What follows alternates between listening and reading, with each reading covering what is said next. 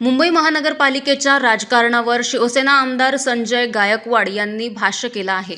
2009 साली म्हणजेच तब्बल 15-16 वर्षांपूर्वी उद्धव ठाकरे आणि राज ठाकरे एकत्र आले असते तर आज मुंबईचं चित्र वेगळं असतं असं ते म्हणाले. तसेच राज ठाकरे आणि अमित ठाकरे यांनी शाखांना निवडणुकीच्या 4 दिवस आधी दिलेल्या भेटी योग्य नव्हत्या, त्या 6 महिन्याआधी द्यायला हव्या होत्या असंही त्यांनी स्पष्ट केलं. भाजपसोबत निवडणूकपूर्व युती असल्यामुळे मुंबईत पाठिंबा मिळाल्याचंही संजय गायकवाड यांनी सांगितलं. मनसे आणि शिंदे साहेब आमचा पक्ष काही विचारणं वेगळे नाही आहे.